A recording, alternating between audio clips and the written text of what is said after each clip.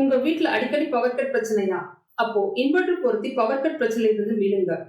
மிஞ்சர் supreme பவருக்கு கால் செய்து உங்கள் வீட்டுல குறைந்த செலவுல இன்வெர்டர் பொருத்தி தடையில்லா மின்சாரத்தை பெற்றிடுங்க. மேலும் விவரங்களுக்கு 9840012088 மற்றும் 8825973233 என்ற எண்ணுக்கு கால் செய்யவும். சுப்ரீம் பவர் டெக், மிஞ்சூர் காவல் நிலையம் எதிரில். நீங்கள் புது லேப்டாப் கம்ப்யூட்டர் வாங்க போகிறீங்களா? இல்லை உங்கள் லேப்டாப் கம்ப்யூட்டர் சரி செய்யணுமா? மீன்ஸில் இருக்க ஸ்மார்ட் சிஸ்டம்க்கு கால் பண்ணுங்கள். 04427935803, மொபைல் 9962194022. இது 12ஆம் தேதி நடந்த சம்பவம். நானும்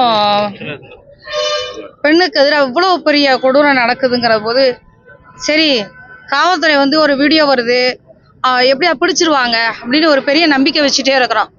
ஆனால் அந்த நம்பிக்கை வந்து இப்போ பொய்த்து போயிடுச்சு. நேற்று இரவு வந்து இந்த குழந்தையோட அம்மாவை சந்திச்சு பேசினேன். வெளியில நாங்கள் பேசவே முடியாத அளவுக்கு அந்த பிள்ளைக்கு பாதிப்பு நடந்திருக்கு. உள்ள இருக்கிற டிஎஸ்பி அவங்களும் பெண்ணு தான். அப்போ எப்படி இதை ஏன் இவ்வளவு விட்டுட்டு இருக்கிறாங்க? இதுக்கப்புறம் அவனை பிடிக்க முடியுமாங்கிற கேள்விகள் இடத்துல கொண்டு வந்து விட்டுருக்குறாங்க. என்ன தரப்போறாங்க? இந்த விஷயத்துக்கு எந்த விதத்துல எங்களுக்கு நீதி தரப்போறாங்க? இப்போ நாங்க என்ன முடிவுக்கு வந்திருக்கிறோம்னா, அவனை பிடிக்கிற தண்டையும் நாங்க காவல்துறை எங்க அலுவலகத்திலே இருக்க போறோம். நீங்க காத்திருப்பு தான் நாங்க செய்ய போறோம். எங்களுக்கு வந்து அந்த குற்றவாளியை பிடிக்கணும், அந்த குற்றவாளி பிடித்தே ஆகணுங்கிற இடத்துல இருக்கிறோம். ஏன்னா நாளைக்கு எந்த குழந்தையும் நாங்கள் இனிமேல் எந்த இடத்துல நடமாட முடியும். இங்கே நடக்குது, அடுத்து கும்மிடிப்பூண்டியில் ஒரு விஷயம் நடக்குது. இன்னொன்று, இது ஒரு எல்லை பகுதியில் இருக்குது. உங்களுக்கு இந்த பொண்ணை வந்து பாலியல் வன்புணர்வு செய்த வந்து ஒரு வடக்க இருந்து வந்தவன்னு சொல்றாங்க. அப்போ உங்ககிட்ட கண்டிப்பா இங்க யார் வேலை செஞ்சாலும் இங்க அவங்களுக்கு அட்ரஸ் கொடுக்கணும், ஆதார் கார்டு கொடுக்கணும், தகவல் கொடுக்கணும், எல்லாம் இருக்கும். இவ்வளவு இருந்ததுன்னா யாரும் எவ்வளவு சீக்கிரம் நீங்க பிடிச்சிருக்கலாம். ஒரு வீடியோ கிடைக்குது, அவன் ட்ரெயின்ல போறான், இங்க போறாங்கிறாங்க, அப்படி போறாங்கிறாங்க, எல்லாரும் எடுத்த பிறகும் இவங்கனால ஏன் பிடிக்க முடியல? எனக்கு வந்து நான் நேற்று வந்து அந்த பெற்றோர்களை சந்திச்சது வந்து உண்மையில ஊடகங்கள் தவிர்த்து உண்மை நிலை என்னன்னு போய் பார்த்துட்டு வாங்கணும் மருத்துவர் அன்புமணி ராமதாஸ் அவர்கள் சொன்னார்கள். ஆனா வந்து பார்த்த பிறகு என்னால இப்ப உங்களையெல்லாம் என்னால நேர்கொண்டு பார்க்க முடியல. நாம குற்ற உணர்ச்சியில இருக்கிற மாதிரி இருக்கிறோம். எப்படி இதை பிடிக்காம விட்டுக்கிட்டு இருப்பீங்க? இந்த குழந்தைக்கு நேர்ந்து இருக்கிற அந்த அவலத்தை நாங்க எந்த விதத்துல சரி கட்ட போறோம்? அந்த பிள்ளைக்கு ஒரு கவுன்சிலிங்கோ எதுவுமே நடக்கல. இப்ப என்ன செய்துட்டு இருக்கிறாங்க காவல்துறை? இப்ப கேட்க போறேன். நேற்று வந்து கேட்டப்போ நாங்க ரொம்ப பிஸியா இருக்கிறோம், மீட்டிங்ல இருக்கோம். நாங்க மீட்டிங்கே அதுக்காக தான் போடுறோம், அவங்கள பிடிக்கிறதுக்காக தான் போடுறோம், நீங்க வந்து பேசி தடை பண்றீங்கன்னாங்க. சரிங்க, நான் அவங்கள தொந்தரவு பண்ணல, நீங்க அவங்கள பிடிக்கிறதுக்கு ஏற்பாடு பண்ணுங்க, நாங்க நாளைக்கு வரோம் அப்படின்னு சொல்லிட்டு வந்திருக்கிறேன். இப்ப எங்களோட கோரிக்கை, அந்த குற்றவாளி பிடிக்கப்படணும். 10 நாள் ஆச்சுங்களா? இன்னைக்கு 10 நாள் ஆன பிறகும் உங்களால பிடிக்க முடியலன்னா நான் காவல்துறை மேல பெரிய நம்பிக்கை வச்சுதான் அமைதியா இருக்கிறோம். சரி, வீடியோ கொண்டு வந்துட்டாங்க, அது கொண்டு வந்துட்டாங்க, ஆனால் இன்னைக்கு எதுவும் இல்லை. காவல்துறை எங்களுக்கு பதில் சொல்லணும், இல்லைன்னா இங்கே தான் இருக்க போகிறோம். குற்றவாளி எங்களுக்கு கை வந்து சேர்ற வரைக்கும், உள்ள பிடிக்கிற வரைக்கும் இதை விடுறதா இல்லை. நாளைக்கு எந்த குழந்தையும் இது பிறகு நடமாடவே முடியாது. நான் அவங்ககிட்ட பேசுகிறேன். அவங்க ஒருவேளை நான் சொன்னா நாங்கள் வந்து அர்த்தம் கொடுக்குறதில்ல, இவ்வளோ பேர் எல்லாரும் வரோம், போராட்டம் பண்ணுறோம், போராட்டம் பண்ணிட்டு கிளம்பி போயிட்டா அப்புறம் என்ன அது கிடக்குது? என்ன எங்களுக்கு என்ன பதில்? என்ன பதில்? தொடர்ச்சியா வந்து நடந்த சம்பவத்தை நடந்த அன்னைக்கு மாடசலா உள்ள வந்துட்டாரு, வந்து கேக்குறாங்க இந்த பிடிச்சிருவோம், இந்த 2 நாளுன்னு போயிட்டு இருக்குது. இப்ப இவன் போயிருப்பான், எங்கேயோ போயிருப்பான்.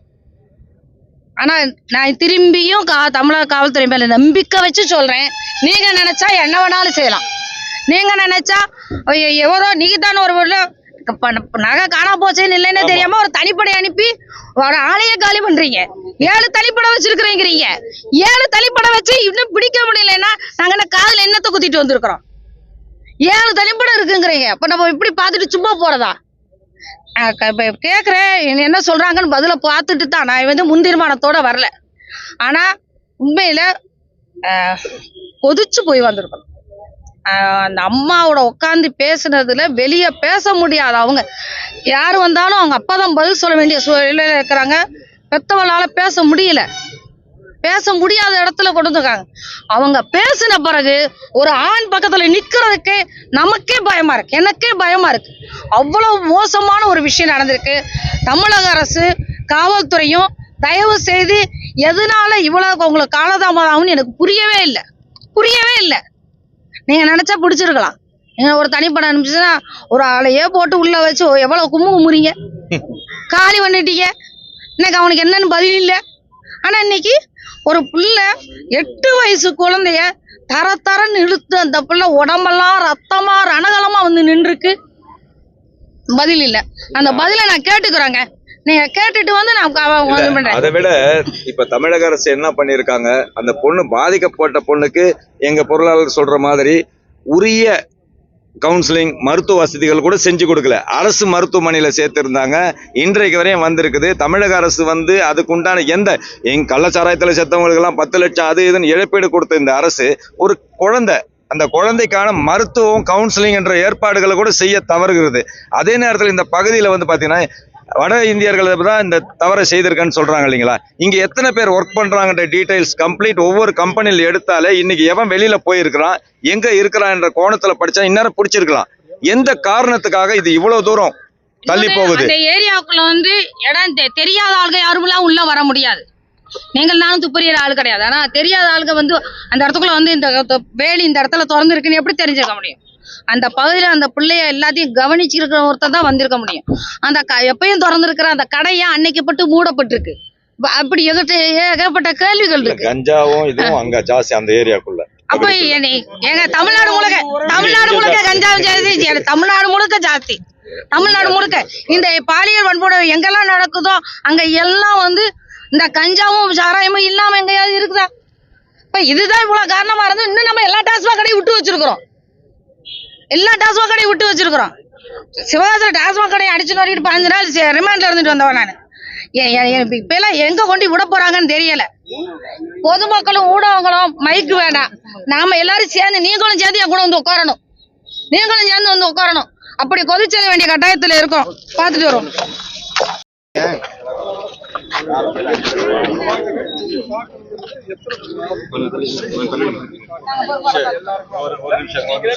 சங்கர்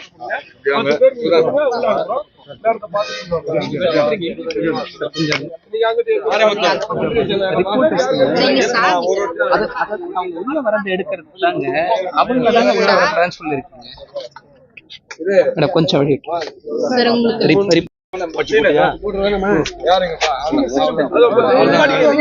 அதோட நிப்பாட்டுங்க.